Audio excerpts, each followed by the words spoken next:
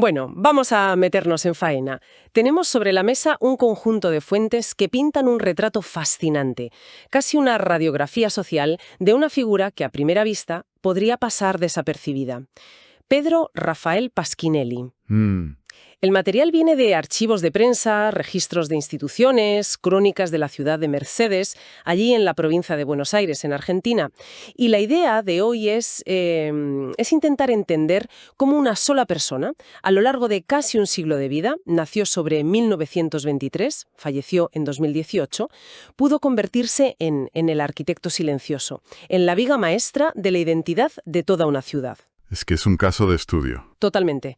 Y ojo, que no hablamos de un político famoso ni de un gran empresario. Hablamos de un profesor, de lo que allí llaman un vecino ilustre. Lo que es verdaderamente llamativo en todo este material es el concepto que subyace en cada documento: la ciudadanía activa. Idea teórica, ¿no? Exacto, pero no como una idea abstracta, sino encarnada en una persona. Pasquinelli se convierte en el eje que conecta tres mundos que, sobre todo en esa época, no siempre dialogaban con fluidez. ¿Cuáles son esos tres mundos? Pues mira, la educación pública, la cultura, digamos, letrada, a través de la biblioteca local, y el deporte amateur. O sea que no es solo una biografía, es casi un análisis de cómo se construye una comunidad desde la base. Precisamente.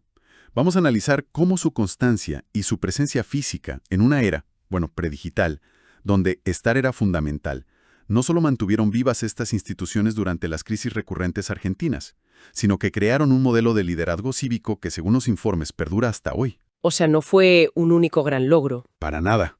Fueron miles de pequeños actos, repetidos durante décadas. Pues empecemos por el principio, por el escenario. Porque el lugar donde ocurre todo esto, Mercedes, no es un pueblo cualquiera. Las fuentes insisten mucho en esto. ¿Sí? Al ser sede de un departamento judicial, desarrolló una clase media ilustrada muy potente: abogados, jueces, funcionarios y sobre todo docentes. Y ese es el caldo de cultivo perfecto. Se creó lo que las crónicas describen como un microclima cultural. Instituciones como el Colegio Nacional o la Biblioteca Sarmiento no eran solo edificios, eran vistos como templos laicos. Me gusta esa expresión, templos laicos.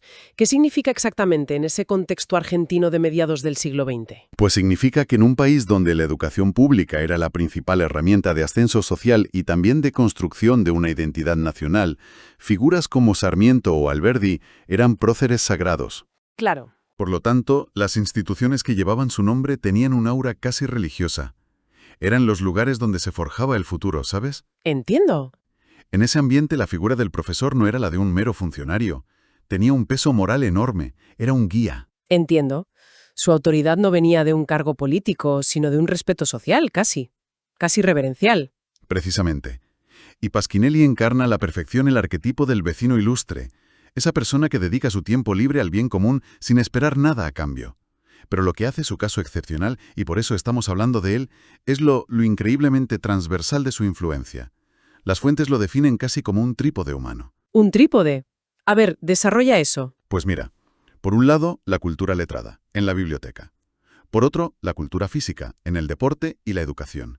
Y el tercero, uniendo todo, la cultura cívica, a través del asociacionismo. Vale. Su método no era dar grandes discursos, era la presencia. Estar allí, abrir la puerta de la biblioteca, presidir la asamblea del club, redactar el acta a mano. Durante más de 70 años. 70 años. Cuando lo nombran ciudadano ilustre, no es por una hazaña concreta, es por esa permanencia estoica, por ser el pilar que nunca se movió. Vale. Tenemos el escenario, un entorno que valora la figura del profesor, pero las personas no surgen de la nada. Y aquí las fuentes revelan algo que, te confieso, al principio me pareció un error de tipeo, una confusión de fechas que me hizo dudar. Hablan de un tal Pedro Pasquinelli presidiendo la Liga Mercedina de Fútbol entre 1928 y 1933. Lo cual es cronológicamente imposible. Exacto. Si nuestro protagonista, Pedro Rafael, nació sobre 1923, en 1928 tenía apenas 5 años. Menudo prodigio tendría que haber sido. ¿Qué está pasando aquí? Es que la primera tentación es pensar que es un error en los registros, ¿no? Que son de hace casi un siglo y pueden tener fallos. Pero las fuentes sugieren otra cosa, algo mucho más interesante y que cambia toda la perspectiva. ¿Que no era un error? Que no era un error, que había otro Pedro Pasquinelli, Pedro Luis Pasquinelli. Y la hipótesis más sólida, casi una certeza por el contexto familiar, es que era su padre. O un tío muy directo. Ah, amigo. De repente, la historia da un vuelco. Claro, porque eso significa que Pedro Rafael no es una figura que surge de la nada, por generación espontánea. Para nada. Significa que creció en un hogar donde la dirección deportiva, la gestión de una asociación, la responsabilidad cívica eran el pan de cada día. No es un detalle menor. Mientras su padre, o su tío, estaba en plena efervescencia organizando el fútbol en los años 20 y 30, en la época dorada del amateurismo en Argentina. Sí. El niño Pedro Rafael estaba absorbiendo esos córegos. Estaba aprendiendo cómo funcionaban las cosas, cómo se convoca una asamblea, cómo se redacta un estatuto, cómo se media en una disputa. Exactamente. Estaba mamando desde la cuna los fundamentos del asociacionismo, que luego él mismo aplicaría durante toda su vida en otros ámbitos. Se formó en un doble entorno que lo moldeó por completo. Por un lado, un hogar donde el compromiso cívico era la norma, y por otro, el prestigioso Colegio Nacional, una institución que, como hemos dicho, valoraba la disciplina y el compromiso por encima de todo. Su vocación de servicio tenía unas raíces muy profundas, entonces. Profundísimas. Y esa dedicación al bien común no era solo un hobby de fin de semana. Se solapa con una carrera profesional muy seria. De hecho, llamarle simplemente profesor de gimnasia se queda cortísimo, ¿verdad? Cortísimo. Es una simplificación que no le hace ninguna justicia. Las fuentes documentan que alcanzó el puesto de jefe del Departamento de Educación Física de la región. Esto, en la estructura educativa argentina de la época, era un cargo de una responsabilidad enorme. ¿Qué implicaba exactamente? ¿No era solo dar clases a más niños? No, que va. Implicaba una gestión administrativa sobre varias ciudades. Era el supervisor de todos los demás docentes de educación física de la zona. Y estamos hablando de los años 60 y 70, una época clave en la que la educación física se estaba profesionalizando a marchas forzadas. ¿Ah? Dejó de ser vista como un simple recreo para convertirse en una disciplina formativa con base científica. Y él fue el encargado de implementar esas nuevas políticas en su región. O sea que tenía un papel de gestor, de modernizador. Criterios pedagógicos, hasta organizar los famosos torneos intercolegiales. Y las crónicas destacan que estos torneos no eran solo una competición deportiva, eran el epicentro de la vida social juvenil de toda la comarca. Él era el hombre detrás de todo eso. Fíjate. Además, tenía un rol crucial en la promoción de la salud. En esa época, la escuela era a menudo el primer y único filtro para detectar problemas físicos o de desarrollo en los jóvenes. El profe de gimnasia era una figura sanitaria de primer orden. Y las fuentes también apuntan a una faceta más técnica, más de élite. Sí, y esto nos muestra otra capa de su personalidad. Se especializó como preparador físico en baloncesto de alto rendimiento. O sea que no era solo un profesor vocacional. No, esto revela un perfil científico, metódico, que complementaba su rol de gestor educativo. No era solo un burócrata o un profesor, era también un técnico deportivo con conocimientos avanzados. Su identidad estaba anclada en el Colegio Nacional, donde formó parte de lo que los exalumnos llaman la vieja guardia de profesores legendarios, nombres que se recitan de memoria en Mercedes. Él era uno de ellos. Es decir, que su prestigio profesional reforzaba su autoridad moral en sus otras facetas, y viceversa. Un círculo virtuoso. Un círculo virtuoso de respeto. Correcto. Y si su faceta profesional estaba ligada al Colegio Nacional, su faceta cívica tiene un nombre propio. La Biblioteca Popular Domingo Faustino Sarmiento. Si hay un lugar ligado a su memoria, es este. Sin ninguna duda. Hablamos de una institución venerable fundada en 1887 que sobrevivió a todo. A todo. A crisis económicas, dictaduras, cambios sociales, y si sobrevivió en gran parte fue gracias a él. Pasquinelli la presidió durante tantísimo tiempo que la memoria colectiva de la ciudad, según recogen las crónicas, lo recuerda como el presidente casi eterno. Me fascinan las descripciones que hacen de su rutina. Son muy emotivas. Cuentan cómo iba todos los días muy temprano y se iba muy tarde. No era un presidente de despacho. Era el alma del lugar. Es que esa es la clave de su modelo de ciudadanía activa. No era gestionar a distancia, era estar. Las crónicas pintan una imagen muy potente. Incluso en sus últimos años, ya muy mayor, apoyado en un bastón, su figura llegando a la biblioteca a primera hora era un símbolo de dedicación, de estabilidad para toda la ciudad. Es increíble. La biblioteca era literalmente casi su casa. Iba incluso los domingos a controlar que todo estuviera en orden. Y esa dedicación tuvo un impacto tangible, más allá del simbolismo. Un impacto doble. y crucial. Primero, el más obvio. Garantizó la supervivencia material de la biblioteca en épocas en las que instituciones similares en otras ciudades cerraban por falta de fondos O de ganas. o más a menudo por falta de alguien que se hiciera cargo. Él se hizo cargo. Segundo, y quizá más importante, la identidad de la institución se fusionó con la suya. Hablar de la Biblioteca Sarmiento era hablar de seriedad, de honorabilidad, de un lugar seguro y respetable. Ya. Los padres confiaban en que sus hijos fueran a estudiar allí por el ambiente de orden y silencio que él había creado y mantenido con su sola presencia. Y su salida de la presidencia también dice mucho de él. Muchísimo. En 2008, ya con una salud delicada, renuncia. Podría haberse aferrado al cargo, pero fue, en sí mismo, un último acto de civismo ejemplar. Se apartó. Se retiró para no entorpecer la gestión, para dar paso a gente con más energía, pero sin desaparecer. Se mantuvo cerca, como una figura tutelar. Y la respuesta de la institución fue inmediata. Lo nombraron socio honorario. Pero el mayor reconocimiento llegó unos años después. Y es algo que me ha llamado mucho la atención, porque no suele pasar. Es que es un gesto extraordinario. En 2012, aún en vida, la biblioteca decide bautizar una de sus salas principales como Sala Pedro Pasquinelli. En vida. Que una institución con más de un siglo de historia haga eso por alguien que todavía vive, demuestra un consenso y una gratitud absolutos. Es el tipo de homenaje que se reserva para los próceres, para las figuras ya fallecidas. Hacerlo en vida es la máxima declaración de importancia. Y su legado no fue solo un recuerdo, sino algo vivo. No dejó un vacío al irse. Todo lo contrario. Y esto es fundamental para entender su impacto a largo plazo. No fue un líder carismático e insustituible. Fue un formador de líderes.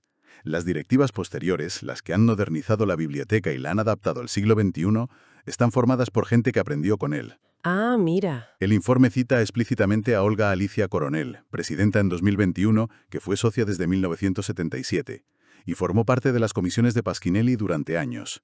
No dejó un vacío, sino una escuela de gestión. Dejó unos cimientos. Dejó unos cimientos morales y financieros tan sólidos que permitieron la modernización posterior. O sea que tenemos al educador y al guardián de la cultura. Pero es que la historia no acaba ahí. Hay una tercera pata en ese trípode del que hablabas. Y es una que, a priori, parece no tener nada que ver con los libros. Efectivamente. En 1972, su nombre aparece ligado a la fundación del Círculo de Periodistas Deportivos de Mercedes, el CPD. Y la anécdota de la fundación, tal y como la cuentan las crónicas, tiene miga. Me la imagino perfectamente. Sí, sí. Es 25 de julio, hay un partido de fútbol de la liga local y un grupo de periodistas, Américo Altavista, Felipe Ponce y otros, están charlando detrás de una de las porterías. Y en medio de la pasión del momento surge la idea. ¿Y si fundamos una asociación? Una idea que nace literalmente en el barro. Totalmente. Pero claro, de ahí a crear una institución formal hay un trecho enorme. Un abismo, de hecho, porque no tenían ni idea de cómo darle forma legal. No sabían cómo redactar unos estatutos, cómo conseguir la personalidad jurídica, todo el papeleo que convierte una charla de amigos en una organización seria. ¿Y entonces a quién deciden llamar? A Pedro Pasquinelli. Claro. Y la pregunta es, ¿por qué a él? No era periodista. Pero lo llaman por la confluencia de todas sus facetas, por su autoridad moral como jefe de educación física, una figura respetada por todos en el mundo del deporte, por su conocimiento legal y administrativo, ganado en décadas de gestionar la biblioteca, y por su probada capacidad de organización. Sabían que era la persona. Sabían que si alguien podía transformar esa idea en una realidad, era él. Y por lo que se ve, no se equivocaron. No, en absoluto. Él acude a la llamada, redacta los estatutos, los guía en el proceso para tramitar la personalidad jurídica, vamos, que les da el manual de instrucciones para construir la institución. Les hace el trabajo. Transforma una conversación informal en una organización hecha y derecha. Pero no fue solo un asesor externo que les hizo el favor y se fue. Se implicó hasta el fondo. Se implicó totalmente. Fue socio fundador y llegó a ser presidente del círculo. Pero hay un dato en los registros que es la prueba definitiva de su estatus. ¿Ah, sí? Al cabo de los años, lo nombraron el primer socio vitalicio de la historia del Círculo de Periodistas Deportivos. El primero. De entre todos los periodistas y fundadores, fue a él, al profesor de gimnasia, a quien le concedieron ese honor supremo. ¡Qué fuerte! Eso subraya su condición indiscutible de padre fundador. Esto es fascinante porque rompe todos los esquemas. El mismo hombre que pasa las tardes entre libros polvorientos en una biblioteca del siglo XIX es el que organiza a los periodistas deportivos. Y ahí está la genialidad de su figura y su visión integradora. Para él, eran dos caras de la misma moneda. El acto cívico, Ya. gestionar una biblioteca y organizar el periodismo deportivo eran, en esencia, lo mismo. Crear tejido social, fortalecer la comunidad. Rompía esa falsa dicotomía entre intelectuales y deportistas, entre la cultura del cuerpo y la cultura de la mente. En su persona se reconciliaban el profesor de gimnasia que amaba los libros y el presidente de la biblioteca que redactaba estatutos deportivos. Entonces, si unimos todas las piezas, ¿qué nos dice la vida de Pedro Pasquinelli? ¿Cuál es la gran lección que extraemos de estas fuentes? Pues que su vida es un testimonio abrumador del poder que tiene un individuo constante en la construcción de una comunidad. Pensemos en el contexto. Un país como Argentina, marcado por la discontinuidad, por crisis económicas y políticas cíclicas que lo desarman todo cada pocos años, y en medio de ese caos una figura como él ofreció lo más valioso y escaso que se puede ofrecer: permanencia. Permanencia en las aulas, formando generaciones. Permanencia en la biblioteca, cuidando la cultura. Permanencia en el deporte, organizándolo. Exacto. Fue el ancla. Cuando todo se tambaleaba, la biblioteca seguía abierta, los torneos escolares seguían celebrándose y las asociaciones seguían funcionando porque él estaba ahí, garantizando una normalidad, una continuidad que el propio Estado a menudo no podía ofrecer. Su legado entonces nos recuerda que las ciudades no solo se construyen con cemento y ladrillos, sino con el tejido invisible de trabajo voluntario, de respeto y de compromiso que personas como él tejen durante décadas. Es la historia de un hombre que, a base de pura constancia, se convirtió él mismo en una institución. Y esto, creo, nos deja con una pregunta final importante para reflexionar, sobre todo en el mundo actual. En una sociedad obsesionada con la innovación disruptiva, con el cambio constante, con el emprendimiento que busca el éxito rápido y global, ¿cuál es el verdadero valor de la continuidad? ¿Puede la dedicación silenciosa, sostenida y local a una comunidad ser una forma de heroísmo más profundo e impactante que la búsqueda incesante de la fama individual y la notoriedad a gran escala?